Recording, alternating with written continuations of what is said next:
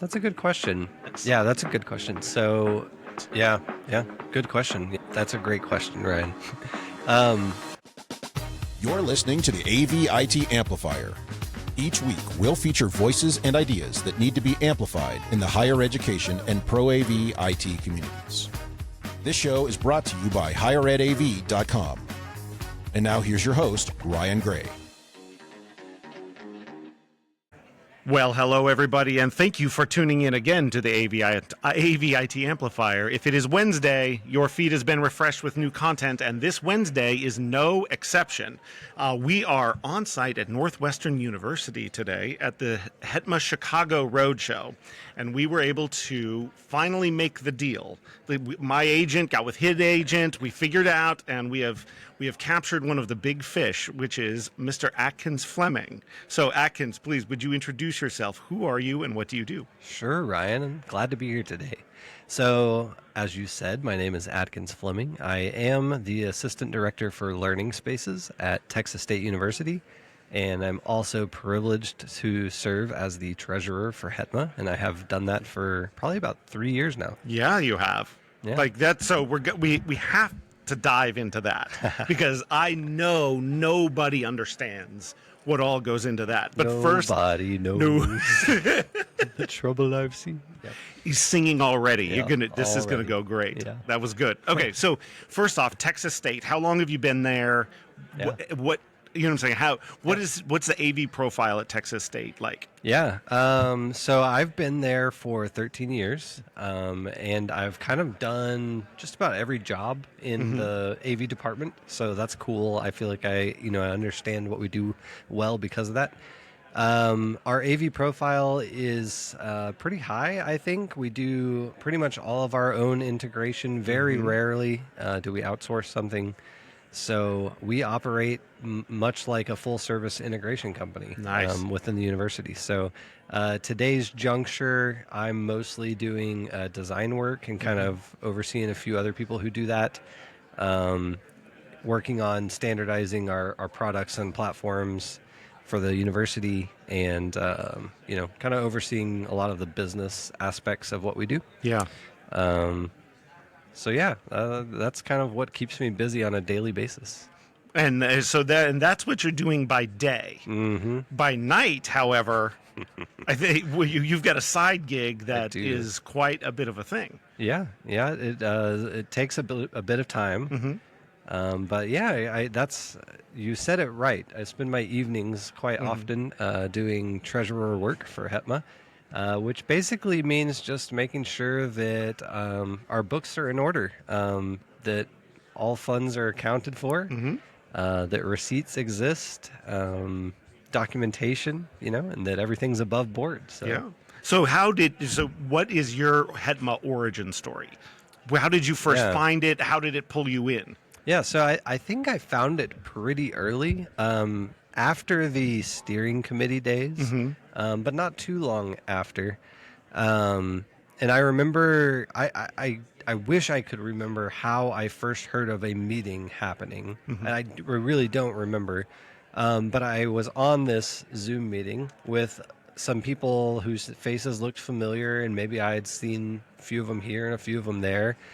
And they were talking about this thing called HETMA, and it was pretty new, and they were establishing it, the org, and I remember asking in that very first meeting. Unfortunately, I have the curse of asking too many questions. But I asked in that first meeting. I was trying to understand. I was like, "Well, what is HETMA, and like, why should I join it, and why is it different than the other orgs that exist out there?" And it's kind of funny. This has come full circle. How many years are we in now? 5, 6? Six. So I think we as an org are finally answering this question in its totality. Our vision is becoming clear. And this road to 10K, I don't want to jump ahead, but this road to 10K kind of puts that in the perfect light. But the fact that HETMA is an advocacy organization, an alliance, and that it is targeted toward kind of the AV industry as a whole, that's what separates it and sets it apart. And that's the answer that I got then. And, Right. Joe gave that answer.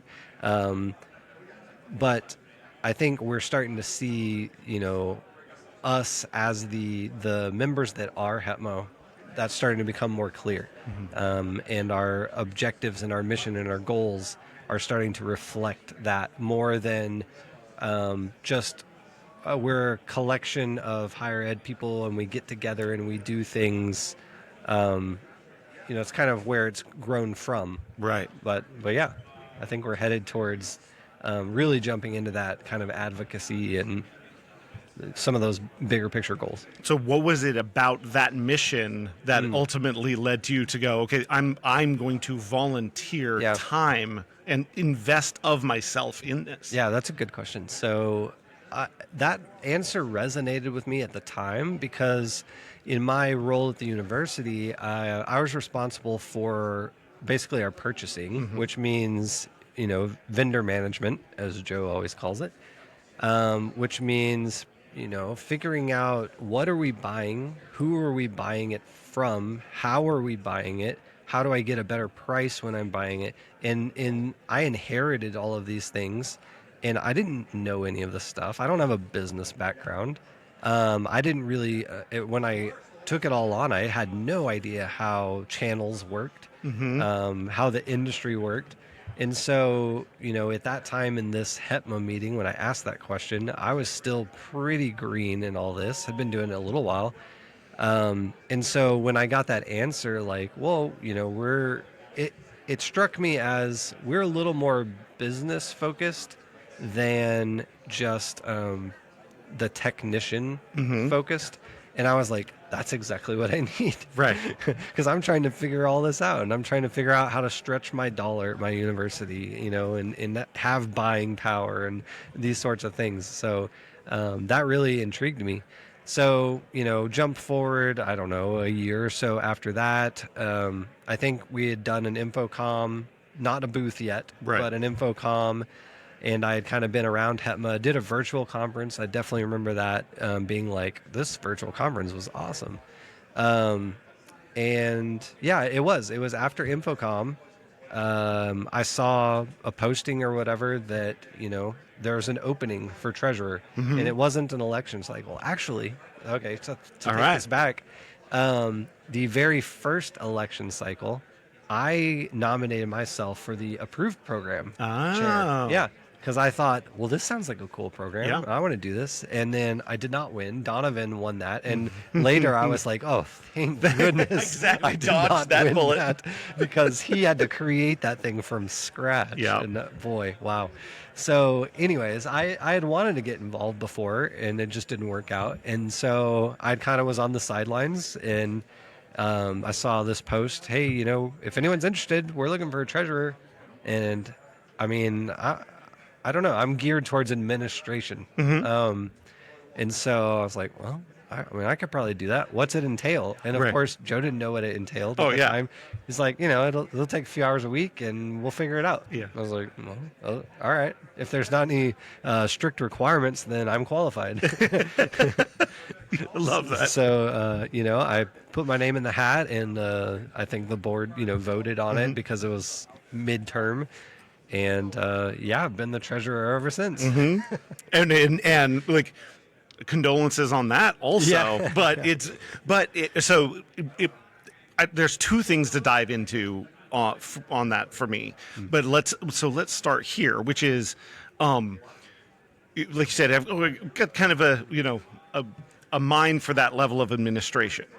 The treasurer's dealing with money and numbers and things that are pretty concrete. HETMA is ruled and has been more so, I think, in the past. It's maturing to some extent, but you have to be comfortable with some ambiguity in this organization being volunteer run and built on people's enthusiasm and energy. How do you balance having a role in HETMA that requires some precision in service of an organization that kind of runs on ambiguity? That's a great question, Ryan. It's taken me a long time, I think, to adjust to that, and honestly, it's probably pushed me in good ways. And I've grown personally out of that sort of dichotomy. So yeah, I'm a structure person, and there wasn't a whole lot of structure, and part of that's just like in the treasurer role, it hadn't been built out yet. Right. But then even as an org, right, we were very fluid, just on the fly. So it's a process, and it's been a slow moving process. But I constantly see the fruits of that process. Okay. So, like, I think we're in such a better position now. We have kind of, rules set up and processes set up, and, you know, even things written and posted Yep. as far as, here's what we do, here's what we don't do. And so, what I'm doing on a regular basis now is very, very different than what I was doing on a regular basis 3 years ago. Where there I was just kind of like running around, just begging for receipts. And then, we've things that, I guess people don't see, right? Is last year we engaged a CPA who specializes in nonprofits. And that made a huge difference because I have no desire to be fluent in tax law, but we want to do everything by the book. Yeah. And so that alleviated a lot of pressure for me, but it also, I learned in the process. It's like, okay, we need this type of thing, but we don't need this. We were doing this, but we don't need this. That's not important. So we can refine those processes. We've brought on technologies that help with the banking stuff, with how we do payment, how we do reimbursement. These things that mature organizations have. We've learned and grown and implemented them. So yeah, it's very different now than it was in the beginning. In the beginning, yeah. And so just out of curiosity, how many hours a week, a month would you say that you put into this role? It depends if it's around Infocom or Yeah. not. But I would say just kind of on a normal recurring basis, you're probably looking at, maybe 40 hours a month. Yeah. 10 hours a week roughly. You get around a big event, Infocom, even the road shows like we're at right now, where there's a lot of payment back and forth, a lot of questions, a lot of checking in. That can go up. Yeah. That can go up. But it's definitely a regular part of my life. Yeah. Something that I schedule for, and yeah. When you can, I can tell, like, obviously that you run on structure, and I can tell from your time also, like, When things come out. but if it's like, if you say I'm going to do XYZ by XYZ, it will happen in that time frame, and you're intentional about it, as opposed to some of the rest of us that are like, oh yeah, I'm going to get to that thing, and it's not gonna, it may or may not happen in that time frame. Sure. So you talked about, like, so you've learned some financial things. You've grown a little bit. You have to pick up some, the being comfortable with change and things like that. So why do you continue to spend that amount of time on this? I ask myself that sometimes. I think all of us do. Every once in a while, you're just like, I can't let him down now, but oh my God. Right. Oh, right. yeah. Yeah. I guess I have the long view in mind, the long game. So a lot of what I felt like I've been doing is building structure that can then be replicated over time. So, for instance, we filed our first year's taxes this spring. That was with a few extensions in there, right? To be perfectly honest. So this year we're going to file them soon, within a month or so of the year. Yeah. And that's because of processes and structure. It's possible next year it's even sooner, Looking at things like, budgeting and forecasting. That's Yeah. something you're interested in your new role. We haven't been able to really do that in the past. But now we have enough data and enough accurate data Yeah. that we can start to look at historical and project forward. I guess I see that I'm helping to build something, and I want that to be successful. I want the org to be successful, obviously. I don't think, that I want to be treasurer forever, but I guess I want to try to get this, my role, to a good spot where everything's kind of lined out, and then the next person can step in and just run, and I'll take on the bulk of the painful building years. Right. So can you already, at this point, can you look back to when you first came in to where it is now and have that feeling of, look at this thing I've built? Sure. And I wouldn't just say we've built. Yeah. Yeah, absolutely. I mean, I don't know how in the weeds we want to get here, but like Go. even just like the credit card system that we've adopted in this past year, has been a total game changer. Allowing people the people who need to spend the funds to have access to the funds, and it's all documented and it's done in a way that we have control and oversight. It's like, what a game changer, Yeah. right? And on the back end of that there's a little more administration, of course. You're checking in that system along with the other banking systems. So, there's a few more touch points there, but overall it's been a huge advantage. So yes, I think I can definitely see the progress, and that's probably, what keeps me sane. I wouldn't want to be beating my head against the wall and getting nowhere. Yeah. But when you can see the progress, it makes it easier to keep pushing. Yeah, to keep investing in it, and Yep. your vision of the person that comes after me is going to be set up for success in the following way Yep. is such a is such a developmental mindset. It's a what is it? It's a road mapping. It's gosh, this is why I shouldn't talk on a microphone. Yeah.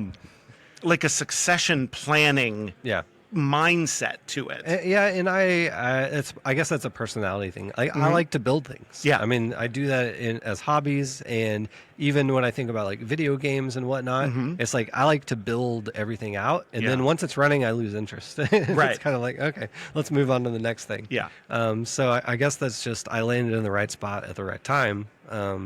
But yeah, I think that we're making progress. But we're not there by any stretch of the imagination. Right, and there's always places to go, but I'm this like HETMA is not a small financial org anymore, and true. Yeah. companies sponsor us. Yep. Right, we're free, so we're free, Yeah. but we need sponsors. Absolutely.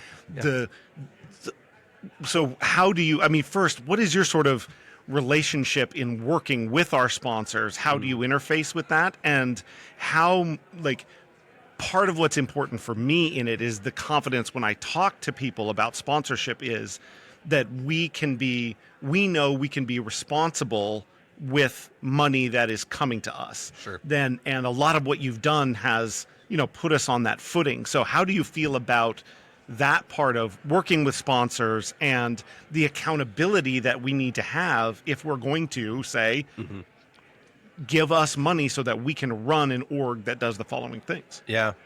Good question. Yeah, we definitely want to be responsible with the funds we get. I really like, and I think this will help as we look to this coming year.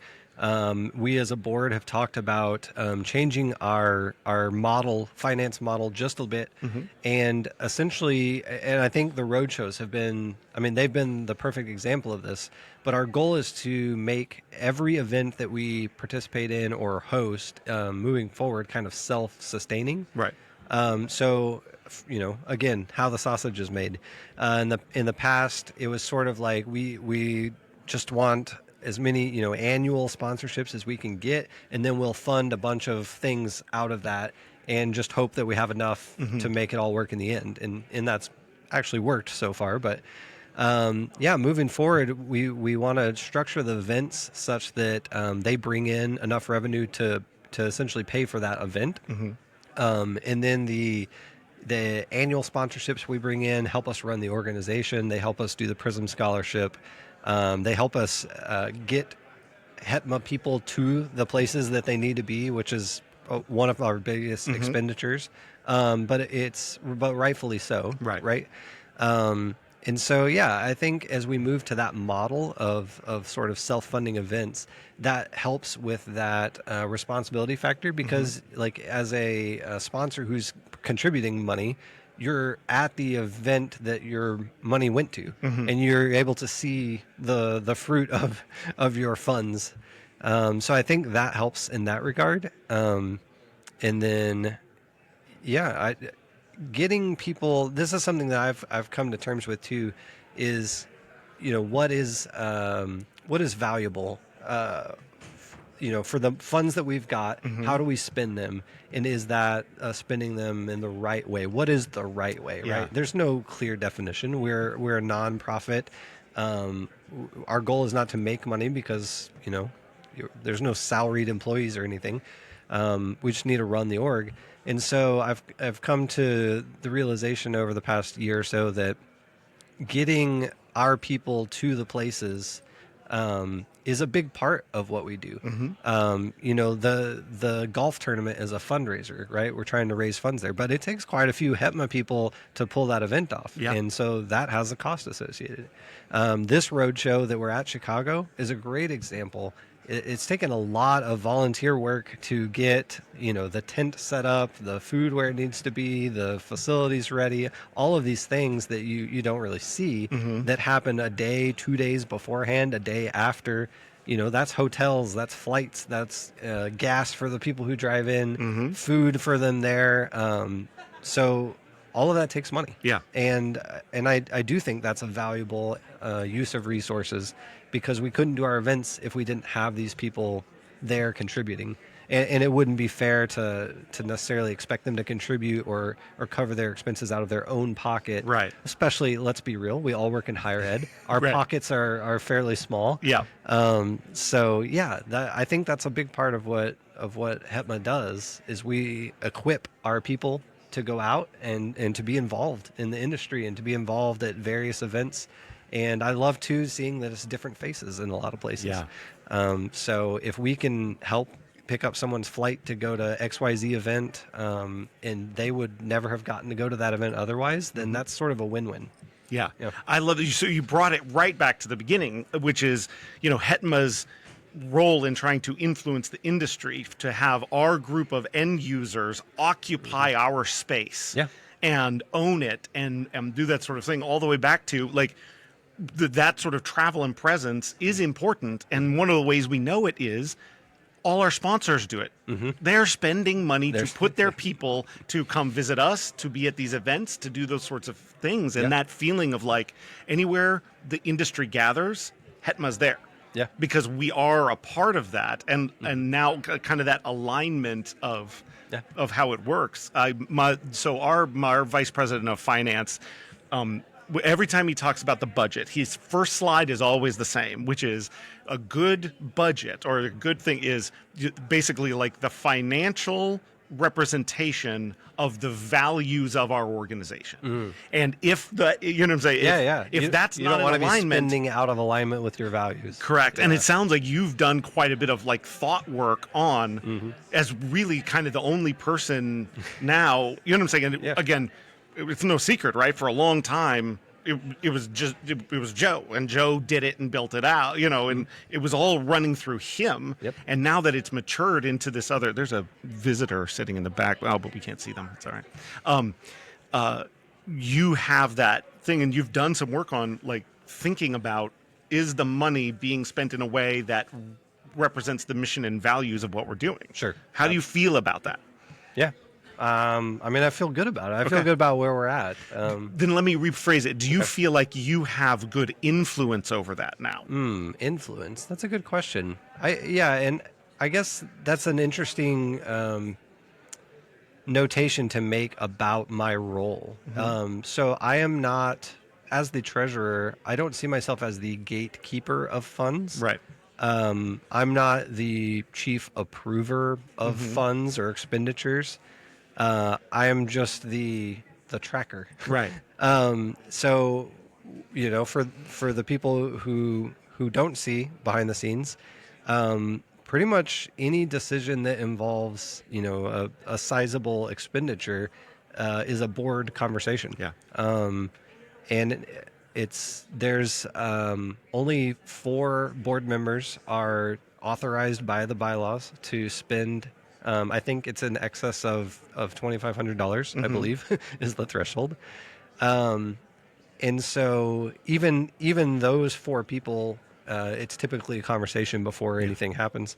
But yeah, anyone else, it's a conversation. We want to make sure that we're all in alignment and in agreement, that we're doing the right thing. We're putting our money in the right place. So yeah, as the treasurer, yes, I have access to the funds, but to me, it's still very much a collaborative process. And I think that's a hallmark of how you do the joke is always, with Atkins, this or that, but it's definitely like you live that, the board, by vote of the board is the will of the organization. And that has to reflect the values so that the money behind it comes through. So for sure. Yeah. And then my role too is just to make sure that we have the resources to fulfill the mission the board wants to fulfill.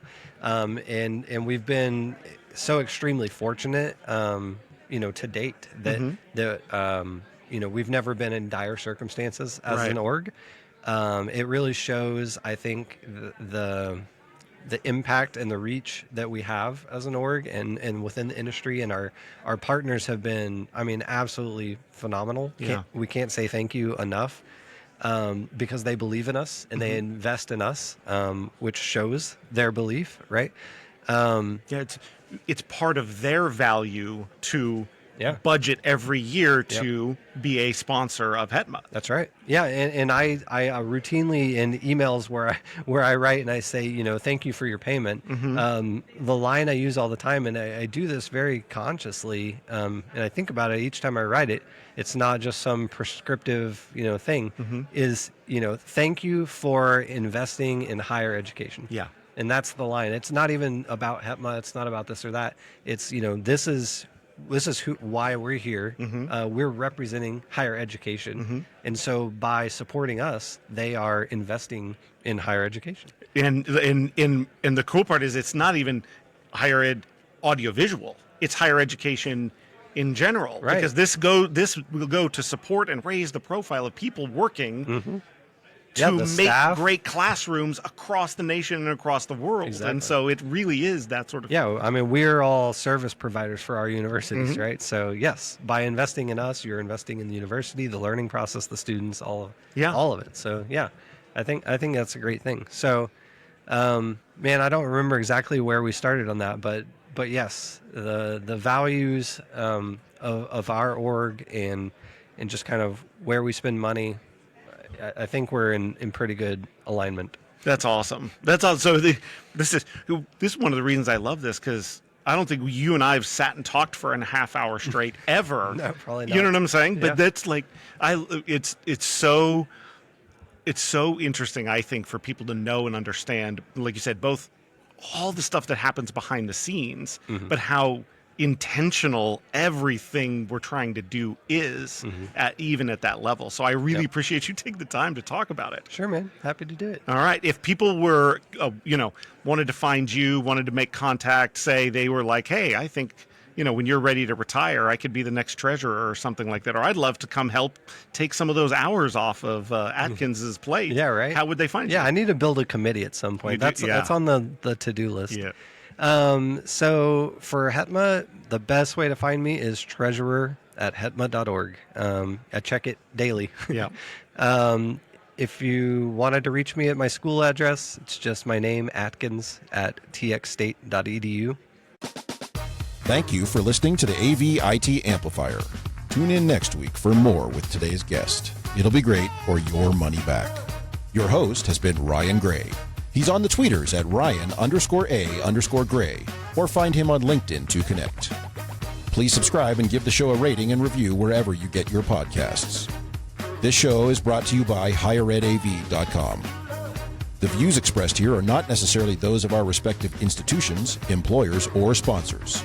Everyone hang in there, go easy, and we'll be back next week.